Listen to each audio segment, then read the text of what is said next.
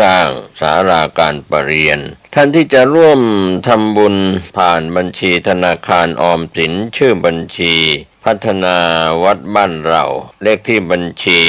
0202157434หรือติดต่อสอบถามได้ที่พระครูภาวนาโสภิตไฝปัสนาผู้ช่วยศาสตราจารย์ด็อกเตอร์เจ้าวาดวัดบ้านเหล่าพระเจ้าตากเขียว0969525159ได้ทุกวันก็เป็นงานบุญงานกุศลคณะสงฆ์คณะศรัทธาพร้อมใจกัน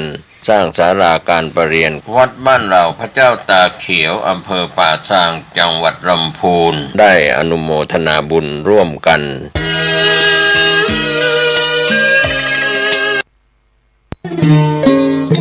ข่าวสารเพื่อการประชาสัมพันธ์ขอเชิญชวนผู้ใจบุญใจกุศลร่วมทำบุญทอดผ้าป่าสามัคคีประจำปีพุทธศักราช 2568 เพื่อบูรณะวิหารปูพื้นกระเบื้องไวนิลตารางเมตรละ699 บาทจำนวน150ตารางเมตรทำโครงเหล็กป้องกันนกรอบวิหารราดพื้นเททรายล้างหน้าวิหารราวบันไดเหล็กสแตนเลสทาสีรอบวิหารเปลี่ยนระบบไฟฟ้าปรับปรุงทัศนียภาพวิหารบูรณะปฏิสังขรณ์ถาวรวัตถุภายในวัดทอดถวายณวัดดอนตันตำบลเหมืองแก้วอำเภอแม่ริมจังหวัดเชียงใหม่ตรงกับวันเสาร์ที่1พฤศจิกายนพุทธศักราช 2568 ช่วงเช้า 9:39 นาทีเป็นต้นไปก็ขอเชิญชวนศรัทธานักศีลนักบุญทั้งหลายร่วมงาน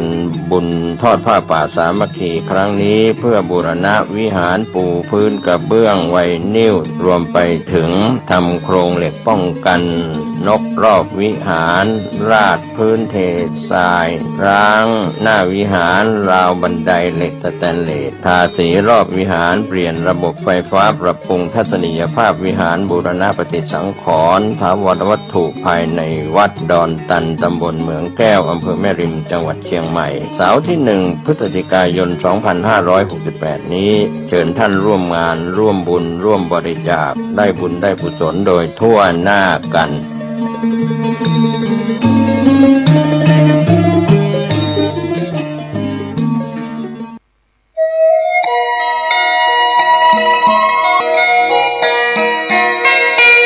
ข่าวสารเพื่อการประชาสัมพันธ์กำหนดการฟังเทศรายการรถด่วนขบวนพิเศษฤดูการเข้าพรรษาประจำปีอาทิตย์ที่31สิงหาคมขึ้น8ค่ำเดือน12เหนือพุทธมณฑลเชียงใหม่ตำบลดอยรออำเภอดอยรอจังหวัดเชียงใหม่รายการพิเศษเวลา 13 นาฬิกาฟังพระธรรมเทศนา7 กันยายนขึ้น15ค่ำเดือน12เหนือรถด่วนเคลื่อนมายังพุทธสถานเชียงใหม่ตำบลช้างคานวันกตัญญูฟังพระธรรมเทศนา 19 นาฬิกา15 กันยายนแรม8ค่ำเดือน12เหนือรถด่วนเคลื่อนไปยังลานอนุสาวรีย์สามกษัตริย์เวลา 19 นาฬิกาฟังพระธรรมเทศนา1กันจันทร์ที่22 กันยายนแรม15 ค่ำเดือน12เหนือรถด่วนเคลื่อนไปยังวัดศรีมารามตำบลสันกลางอำเภอสันกำแพงจังหวัดเชียงใหม่ 19 นาฬิกาฟังพระธรรมเทศนา1กันอังคารที่30 กันยายนขึ้น8 ค่ำเดือนเกียงรถด่วนเคลื่อนไปยังวัดเวรุวันตำบลยางเนิ้งอำเภอสารพีจังหวัดเชียงใหม่ 19 นาฬิกาฟังพระธรรมเทศนา1กันอังคารที่7 ตุลาคมขึ้น15 ค่ำเดือนเกียงรถด่วนเคลื่อนมายังพุทธสถานเชียงใหม่ตำบลช้างคานวันมอบโล่ 19 นาฬิกาทำพิธีก็เป็นการปิดการอบรมก็ขอเชิญชวนศรัทธานักศีลนักบุญในฤดูการเข้าพรรษาฟังเทศรายการรถด่วนขบวนพิเศษในฤดูการเข้าพรรษาประจำปี 2568 ดำเนินรายการโดยคณะสงฆ์จังหวัดเชียงใหม่องค์กรเครือข่ายจังหวัดเชียงใหม่โดยมีคณะกรรมการบริหารกลุ่มหนุ่มสาวจังหวัดเชียงใหม่ดำเนินงานก็เป็นส่วนที่ประชาสัมพันธ์ผ่านรายการทางสถานีวิทยุกระจายเสียงแห่งนี้ท่านได้บุญได้กุศลร่วมกัน กับรายการรถด่วนประจำปี 2568 ได้บุญได้ความดีได้สติปัญญาโดยทั่วหน้ากัน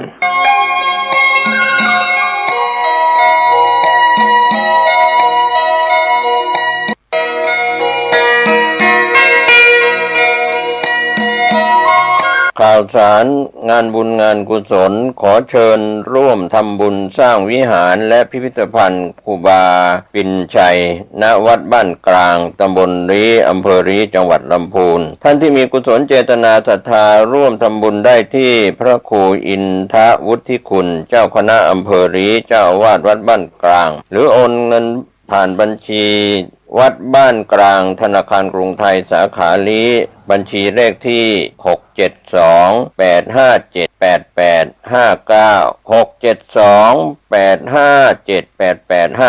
672857889ติดต่อสอบถามรายละเอียดเพิ่มเติมได้ที่0811113457ก็เป็นงานบุญงานกุศลขอเชิญท่านร่วมทำบุญสร้างวิหารและพิพิธภัณฑ์ครูบาปิ่นชัยณวัดบ้านกลางตำบลลีอำเภอลีจังหวัดลำพูนได้บุญได้กุศลได้บารมีสร้างความดีโดยทั่วหน้ากัน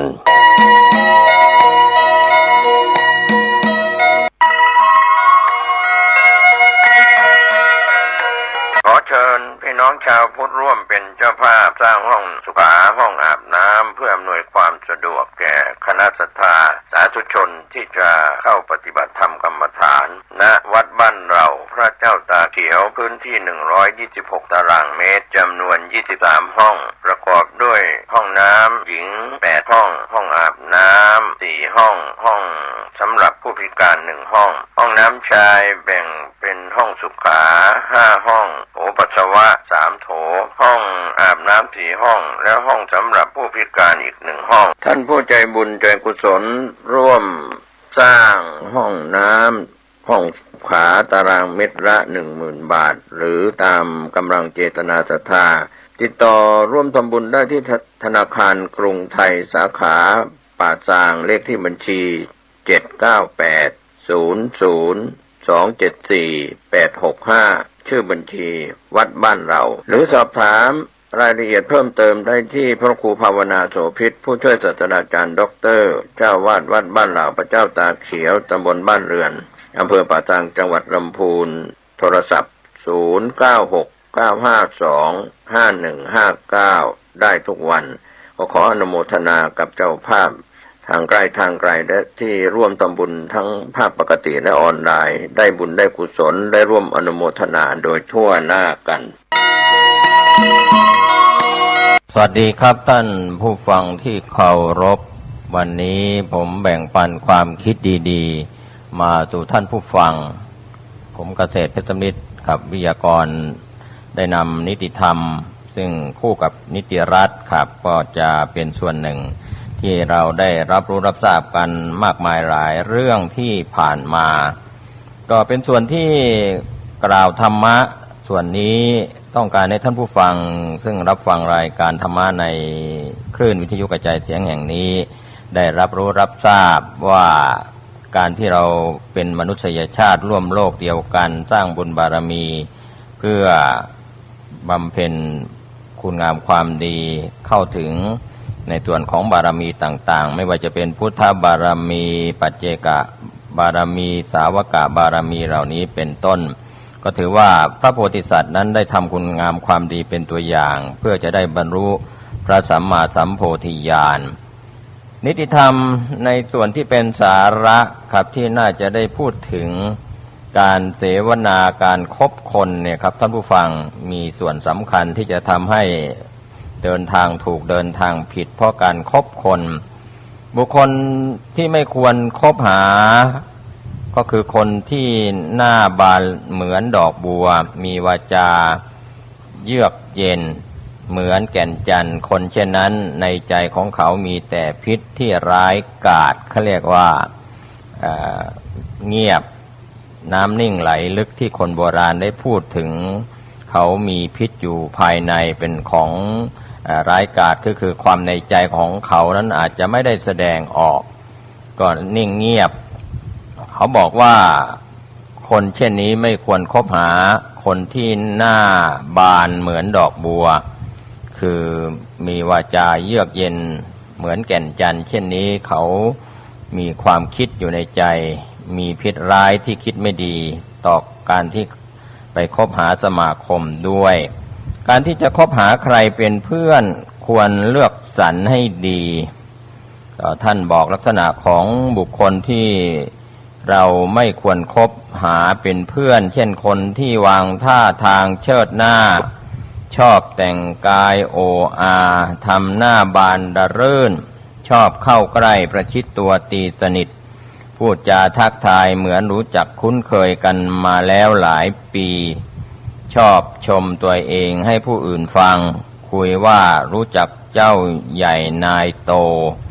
ชอบอาสาทำในสิ่งที่ทำได้ยากพูดอ่อยคำหวานหลอกให้ตายใจชอบถามหาวงศกุลของเรา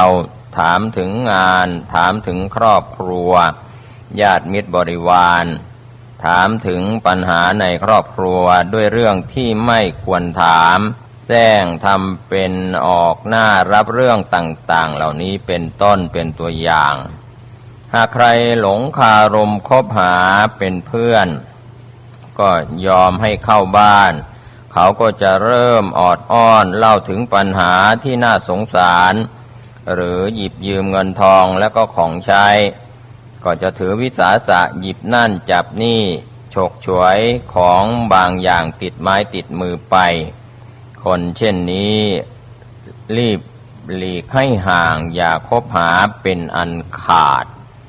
บุคคลไม่ควรอยู่รับใช้เจ้านายที่หยาบคายเจ้านายที่มีความตระหนี่ถี่เหนียวหวงแหนเจ้านายที่ไม่ยกย่องสนับสนุนและเจ้านายชอบข่มเหงรังแกระหว่างเจ้านายกับลูกน้องครับท่านผู้ฟังส่วนใหญ่ก็ปฏิบัติต่อกันดีจะมีอยู่บ้างที่ปฏิบัติต่อกันไม่เหมาะไม่ควรหากทั้งเจ้านายและลูกน้องต่างมีคุณสมบัติปฏิบัติต่อกันตามหลักธรรมต่อไปนี้ก็จะเกิดประโยชน์เกื้อกูลกันเจ้านายที่ดีมีคุณสมบัติ5ประการก็คือประการแรก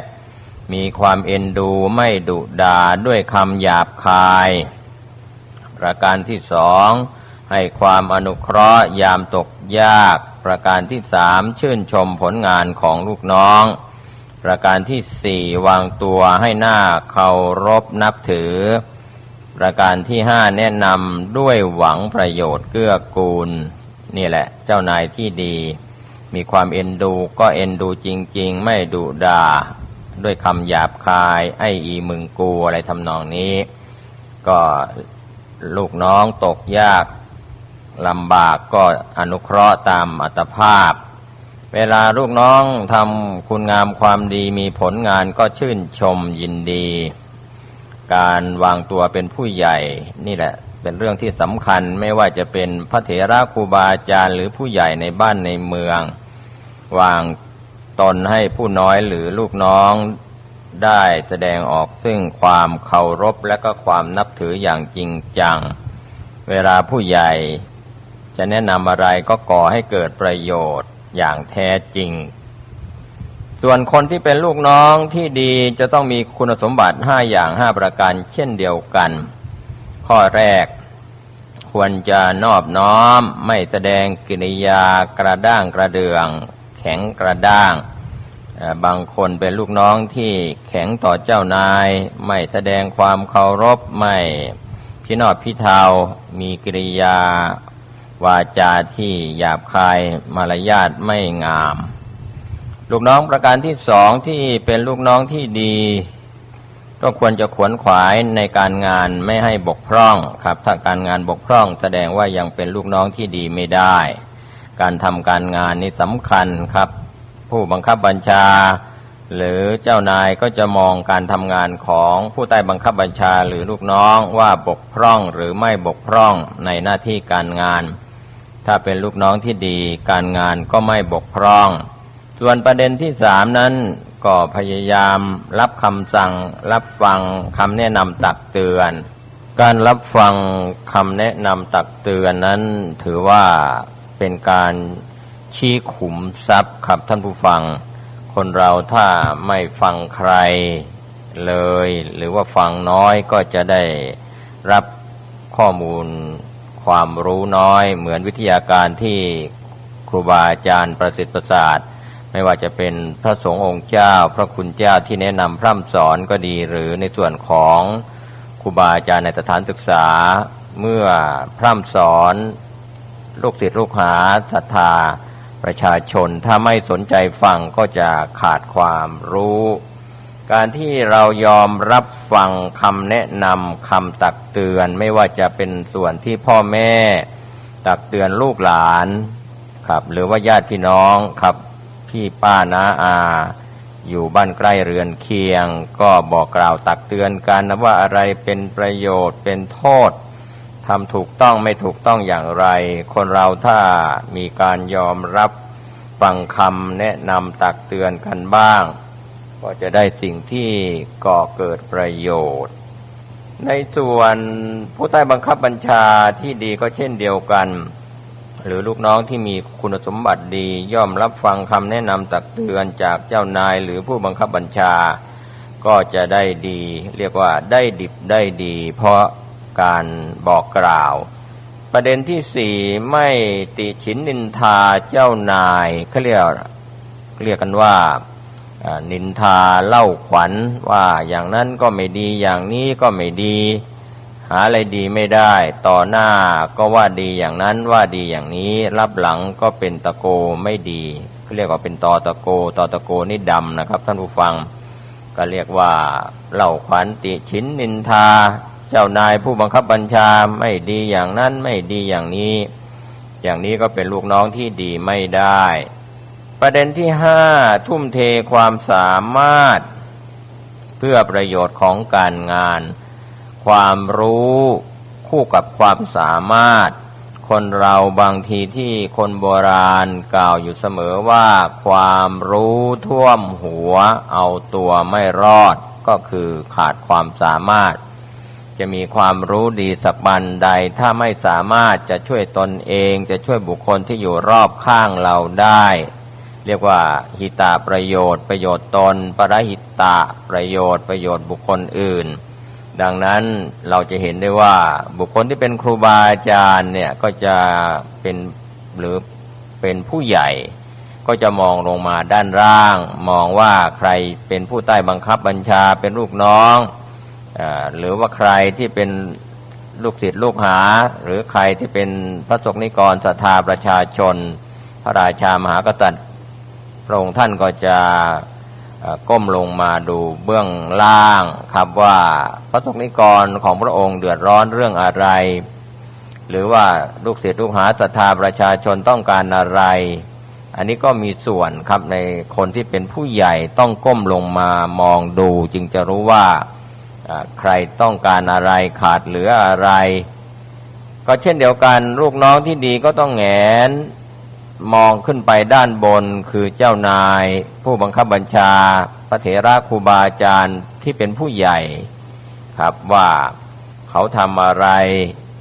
เป็นตัวอย่างที่ดีบ้างเราจะได้นำแบบอย่างที่ดีมาประพฤติปฏิบัติเพราะฉะนั้นคนเราโดยทั่วๆไปถ้าพูดมากกว่าทำก็เรียกว่าความสามารถน้อยดีแต่พูดอย่างนี้ก็คงจะไม่ก่อเกิดประโยชน์ความสามารถสูงคือทำมากกว่าพูดย่อมจะดีกว่าเพราะฉะนั้นการทุ่มเทของคนที่ทำการงานนั้นแสดงออกก็คือความสามารถทำสิ่งที่ใครหลายคนทำไม่ได้ก็เป็นความสามารถเฉพาะทางเฉพาะตัวฉะนั้นคนเรานั้นจะมีดีที่แตกต่างกันไปเรียกว่ามีความสามารถที่แตกต่างกันไปไม่เหมือนกันก็ต้องให้การสนับสนุนส่งเสริมกันก็เป็นคุณสมบัติของลูกน้องหรือผู้ใต้บังคับบัญชาที่ดีของลูกศิษย์ลูกหาที่ดีของลูกหลานที่ดี5 ข้อ 5 ประการก็มีนอบน้อมไม่แสดงกิริยากระด้างกระเดือง ขวนขวายทำการงานไม่บกพร่องยอมรับฟังคำแนะนำตักเตือนของผู้ใหญ่ผู้บังคับบัญชาไม่ติฉินนินทาครูบาอาจารย์หรือเจ้านายหรือไม่ลูกไม่ติดฉินนินทาพ่อแม่และประเด็นสุดท้ายก็ต้องทุ่มเทความสามารถที่ตนมีอยู่นั้นให้สุดกำลังความสามารถดังนั้นเมื่อเจ้านายที่ดีผู้บังคับบัญชาที่ดีปฏิบัติต่อลูกน้องด้วยน้ำใจไมตรีมีเมตตาจิตลูกน้องก็ควรปฏิบัติต่อเจ้านายด้วยความเคารพนอบน้อมเช่นเดียวกันอันนี้ก็ถือว่าเป็นสิ่งที่ต้องพึ่งพาอาศัยซึ่งกันและกันควรหลีกเว้นสัตว์มีเขาให้ห่าง50 ศอกควรหลีกเว้นม้ากีบเท้าคมให้ห่าง100 ศอกควรหลีกเว้นช้างมีงาให้ห่าง 1,000 ศอกควรหลีกเว้นคนเลวร้ายด้วยการยอมละทิ้งถิ่นฐานหนีไปสัตว์ที่มีเขาแหลมคมเป็นอันตรายครับม้ามีกีบเท้าคมก็มีอันตรายช้างมีงาก็เป็นอันตรายเช่นเดียวกันคนเป็นอันธพาลก็เป็นอันตรายทั้ง4อย่างนี้ครับท่านผู้ฟังก็จะทำให้เราเดือดร้อนได้ก็ควรจะหลีกเว้นให้ห่างไกลหลีกสัตว์มีเขาแหลมคมควรหลีกให้ห่าง50 ศอกขึ้นไปหมายความว่าอยู่ใกล้สัตว์นั้นถ้าโมโหเกิดอาการแสดงความดุร้ายก็จะใช้เขาแหลมที่มีคมนั้นขวิดหรือว่าตักได้ก็จะไม่ปลอดภัยห่างสัก50 ศอกก็ยังจะมีความปลอดภัยหลีกม้ามีกีบเท้าแหลมคมก็ควรหลีกห่างให้ไกลถึง100 ศอกขึ้นไปก็จะปลอดภัยถ้าเท้าม้าที่มีความแหลมคมเราถูกเหยียบย่ำก็จะเป็นอันตรายหลีกช้างที่มีงาควรหลีกให้ห่าง1,000 ศอกขึ้นไปเพราะว่าช้างเมื่อตกมันหรือว่าดุร้ายครับก็จะไล่ใช้งาทิ่มแทงก็จะไม่ปลอดภัยส่วนคนที่เป็นอันธพาลจะหลีกไปให้ห่างสักปานใดก็ยังนับว่าไม่ปลอดภัยก็ทางโบราณอาจารย์บัณฑิตก็แนะนำว่าควรหลีกโดยการโยกย้ายบ้านและทิ้งถิ่นฐานไปให้ห่างไกลที่สุดเท่าที่จะไกลได้เพราะคนอันธพาลไม่ว่าจะเป็นไปอยู่ในถิ่นฐานใดก็เป็นอันตรายกับบุคคลที่อยู่ใกล้ก็ถือว่าการย้ายถิ่นฐานหนีคนอันธพาลก็เป็นสิ่งที่จะรอดปลอดภัยไม่ว่าเราจะไปถึงถิ่นฐานใดก็จะมีคนที่เป็น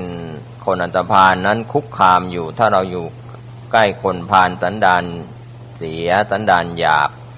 ก็ย้ายถิ่นฐานทิ้งถิ่นฐานไปให้ไกลห่างไกลเท่าไหร่ก็ดีที่สุดเท่าที่จะไกลได้คนพาลไม่ว่าจะไปถึงถิ่นฐานใดก็จะคุกคามเบียดเบียนทำความพินาศให้เกิดขึ้นเมื่อหลีกห่างได้แล้วควรตั้งความปรารถนาว่าอย่าได้พบเห็นคนพาลอย่าได้ยินอย่าได้ฟังถ้อยคำอย่าพึงพอใจคำถ้อยคำของคนพาลอีกเลยประเทศใดๆที่ไม่อุดมสมบูรณ์เมื่อมีมิตรชั่วตระกูลที่เสื่อมเสียญาติพี่น้องที่ชั่วร้ายภรรยาชั่วคนรับใช้เลวทรามทั้ง6 จำพวกนี้ควรละเว้นให้ห่างไกลมีความหมายครับท่านผู้ฟังถิ่นประเทศใดที่เราอยู่อาศัยไม่ว่าจะเป็นหมู่บ้านใดตำบลใดอำเภอใดจังหวัดใดของประเทศไทยหรือต่างประเทศก็ตามเป็นภูมิประเทศที่ไม่อุดมสมบูรณ์เป็นภูมิประเทศที่ไม่มีน้ำไหลไม่มีนักปราชญ์ราชบัณฑิตสัญจรผ่านไปมาไม่มีพระราชาปกครองแผ่นดินโดยธรรมก็เรียกว่า เป็นถิ่นประเทศที่ไม่สมบูรณ์ไม่มีน้ำไหลไม่มีนักปราชญ์ราชบัณฑิตขับสัญจรไปมาที่สำคัญพระราชาไม่ปกครองโดยธรรมก็เป็นอันตรายกับพระสงฆ์นิกรประชาชนในถิ่นประเทศนั้นๆเช่นเดียวกันมิตรชั่วคือมิตรที่ปอกลอกเอาแต่ได้ดีแต่พูดถึงสิ่งที่ผ่านไปแล้วบ้างสิ่งที่ยังไม่เกิดขึ้นบ้างไม่เคยเกื้อกูลใครเอาแต่ประจบสอพอรับหลังนินทาต่อหน้าสรรเสริญและชวนทำสิ่งที่เสื่อมเสียมิตรชั่วเหล่านี้ก็ควรจะห่างให้ไกลไปให้ไกลสุดที่เราจะห่างไกลได้ตระกูลก็เช่นเดียวกันที่มีชื่อเสียงครับตระกูลที่ชื่อเสียงไม่ดีเสื่อมเสียชาวบ้านเขาตำหนิเป็นที่รังเกียจไปทั่วอันนี้ก็หมายถึงตระกูลที่เสื่อมเสียชื่อเสียงคนภายในตระกูลสร้างชื่อเสียงที่เสียชาวบ้านเขาตำหนิเป็นที่รังเกียจไปทั่วก็ควรจะห่างไกลตระกูลที่มีชื่อเสียงเสียญาติพี่น้องที่ชั่วร้ายผลาญสมบัติแย่งชิงมรดกนำความลับไปเปิดเผยญาติพี่น้องเช่นนี้ก็ควรจะเลิกคบค้าสมาคมเพราะว่ามีแต่นำความชั่วร้ายมาให้กับญาติพี่น้องคบค้าสมาคมด้วยไม่ว่าจะเป็นพี่เป็นน้องผลาญสมบัติกันแย่งชิงมรดกกันเรียกว่าศึกสายเลือดก็นำความลับ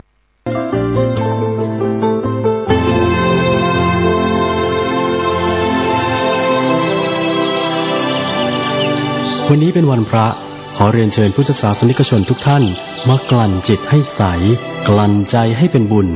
ด้วยการให้ทานรักษาศีลและเจริญจิตภาวนาน้อมจิตให้เข้าถึงพระรัตนตรัย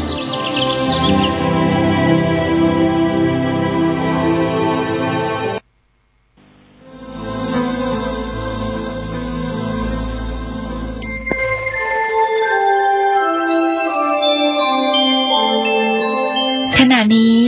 ท่านกำลังฟังสถานีวิทยุกระจายเสียง FM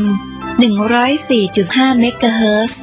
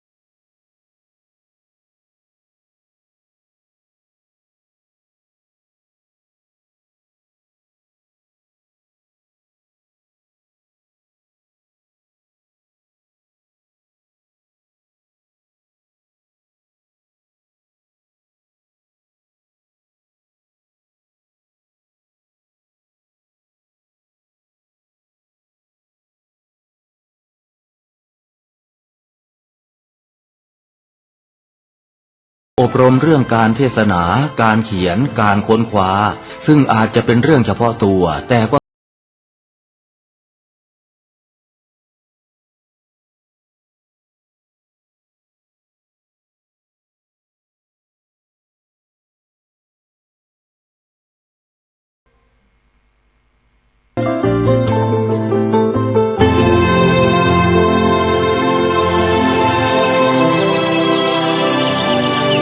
วันนี้เป็นวันพระ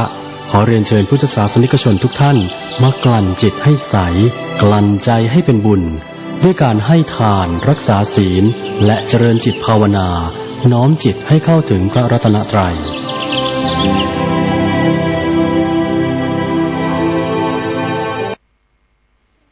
พระธรรมคำสอนของหลวงพ่อชาสุภัทโท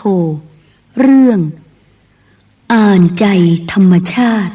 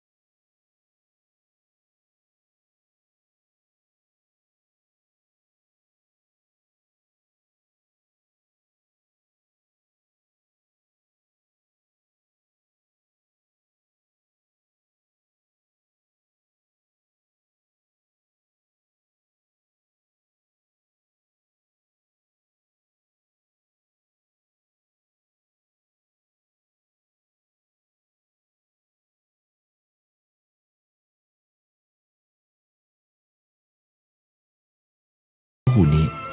มันตัวเดียวกันทั้งนั้นไม่ใช่คนละตัวแต่เราไม่รู้เรื่องของมันพระพุทธเจ้าของเราและสาวกทั้งหลายของพระองค์นั้นท่านก็อยากเหมือนกันแต่อยากของท่านนั้นเป็นเพียงอาการของจิตเฉยๆหรือไม่อยากของท่านก็เป็นเพียงอาการของจิตเฉยๆอีกเหมือนกันมันวูบเดียวเท่านั้นก็หายไปแล้วดังนั้นความอยากหรือไม่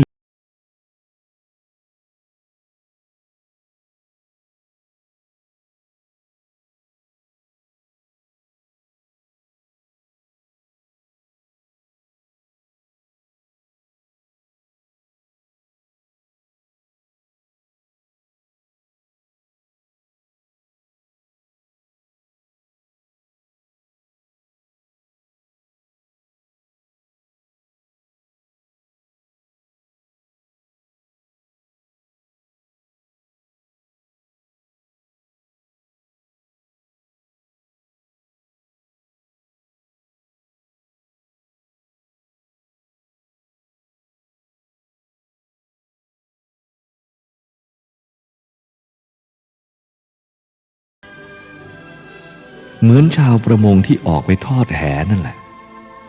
ทอดแหออกไปถูกปลาตัวใหญ่เจ้าของผู้ทอดแหจะคิดอย่างไรก็กลัวปลาจะออกจากแหไปเสีย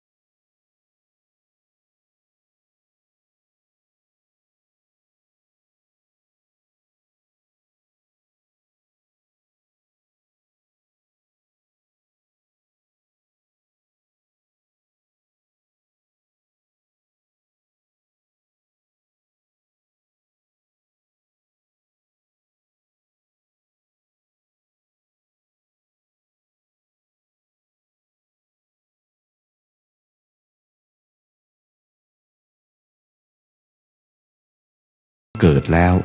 ก็จะเห็นว่าคนทั้งหมดก็คือคนคนเดียวถ้ามันคือคนคนเดียว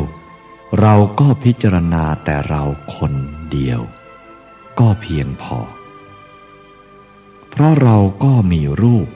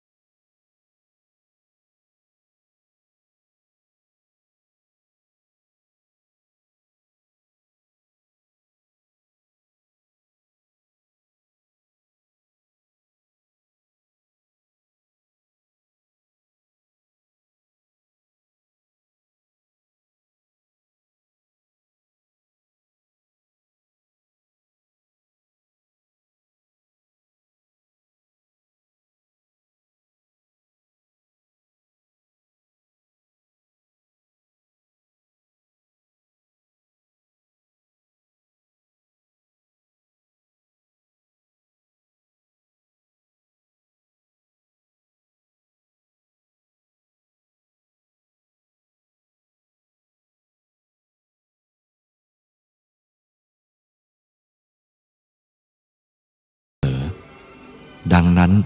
เราจะไปเลือกอารมณ์ไม่ได้ ถ้าอารมณ์มันวิ่งมาหาเราทั้งทางดี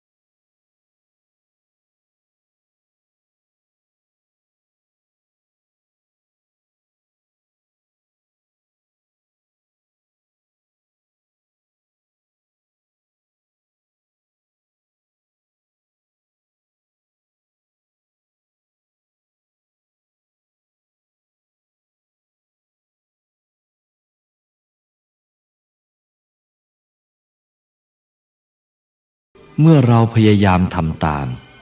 ดังนั้นจิตของเราก็จะสงบนี่ท่านเรียกว่าอารมณ์ของกรรมฐาน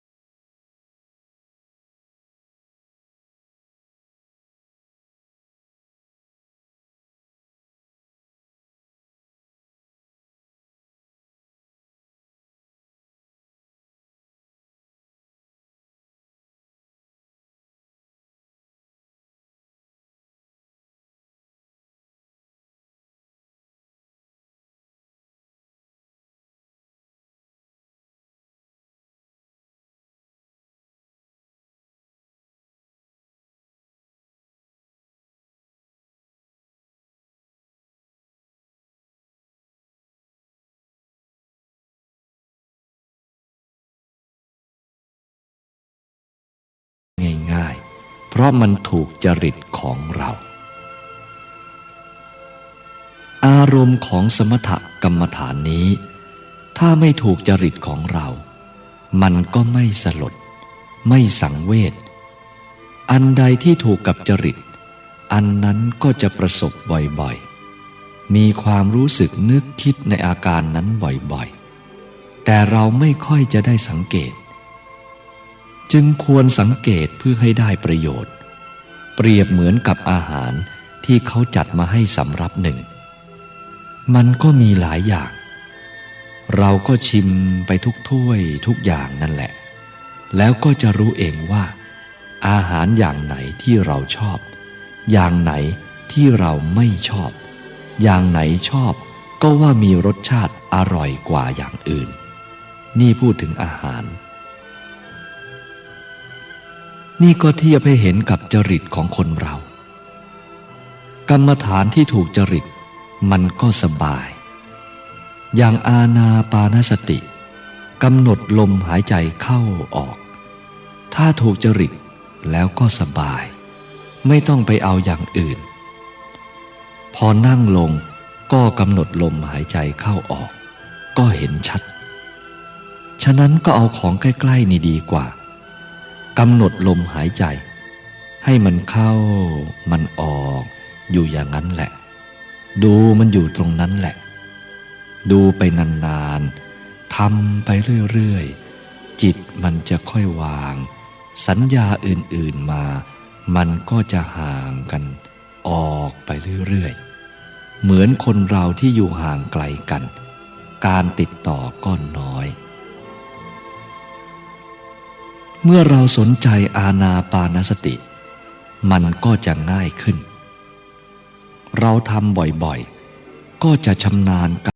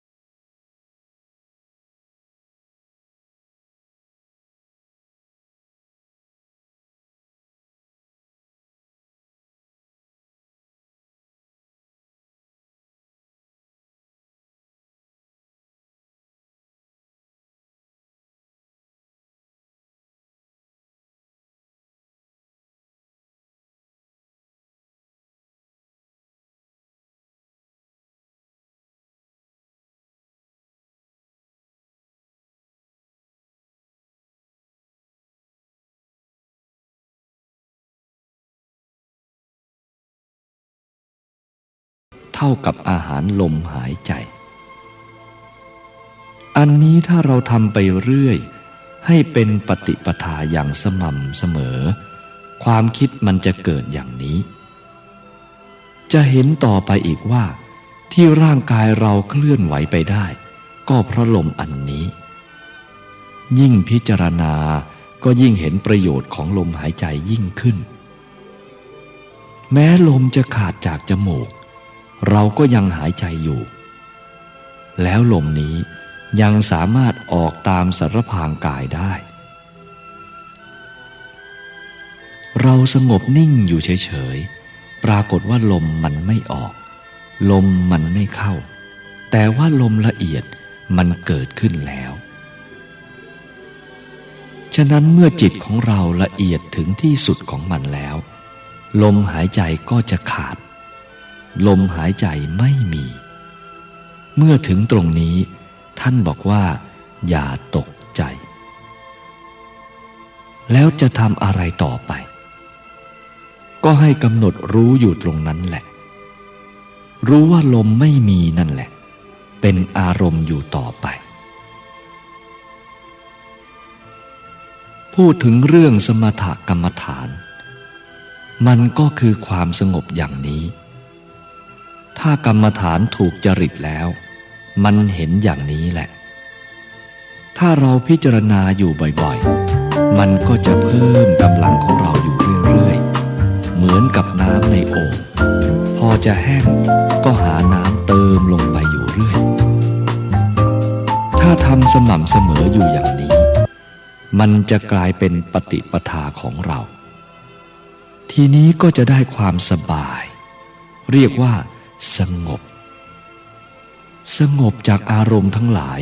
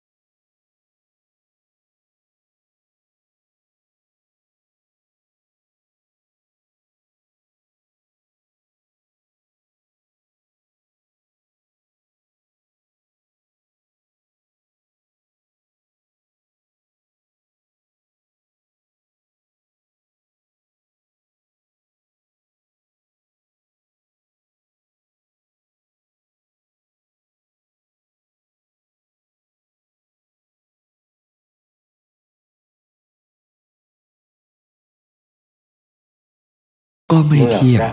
ทุกข์ก็ไม่เที่ยงอะไรก็ไม่เที่ยงทั้งนั้นเมื่อเราเห็นอย่างนั้นอารมณ์ทั้งหลายที่เรากระทบอยู่มันก็จะค่อยๆหมดราคา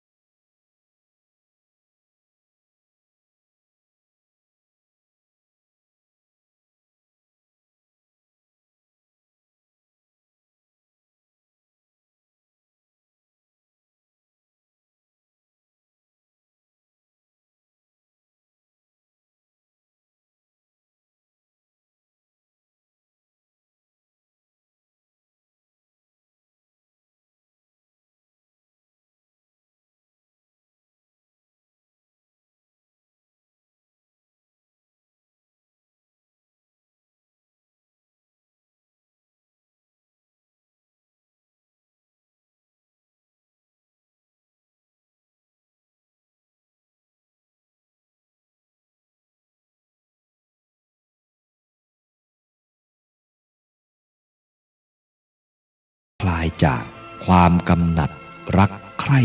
ในอารมณ์อันนั้นไม่ไปสำคัญมั่นหมายในอารมณ์เหล่านั้นทั้งที่ชอบใจและไม่ชอบใจไม่ไปยึดมั่นถือมั่นและไม่ไปสำคัญมั่นหมาย ในสิ่งทั้งหลายเหล่านั้นจนเป็นเหตุให้ทุกข์เกิดพระพุทธเจ้าท่านสอนต่อไปอีกว่าให้รู้จักทุกข์ให้รู้จักเหตุเกิดทุกข์ให้รู้ความดับทุกข์ให้รู้ข้อปฏิบัติให้ถึงความดับทุกข์ท่านให้รู้ของสี่อย่างนี้เท่านั้นทุกข์เกิดขึ้นมาก็ให้รู้ว่านี่ตัวทุกข์แล้วทุกข์นี้มาจากไหนมันมีพ่อแม่เหมือนที่เราเกิดมาเหมือนกันไม่ใช่ว่ามันเกิดขึ้นมาลอยๆเมื่ออยากจะให้ทุกข์ดับก็ไปตัดเหตุของมันเสียที่ทุกข์มันเกิดก็เพราะไปยึดมั่นถือมั่นนั่นเองฉะนั้นจึงให้ตัดเหตุของมันเสียการรู้จักดับความทุกข์ก็ให้คลายเกลียวที่แน่นนั้นออกซะให้เห็นโทษของอุปทานความยึดมั่นถือมั่นแล้วก็ถอนตัวออกมาซะรู้จักข้อปฏิบัติให้ถึงความดับทุกข์ก็คือมรรคให้ปฏิบัติให้ตลอดตั้งแต่สัมมาทิฏฐิไปจนถึงสัมมาสมาธิให้มีความเห็นให้ถูกต้องในมรรคทั้ง8ข้อนี้ถ้ามีความรู้ความเข้าใจและความเห็นชอบในสิ่งทั้งหลายนี้แล้วก็จะเป็นข้อปฏิบัติให้ถึงความดับทุกข์เราก็จะพ้นจากความทุกข์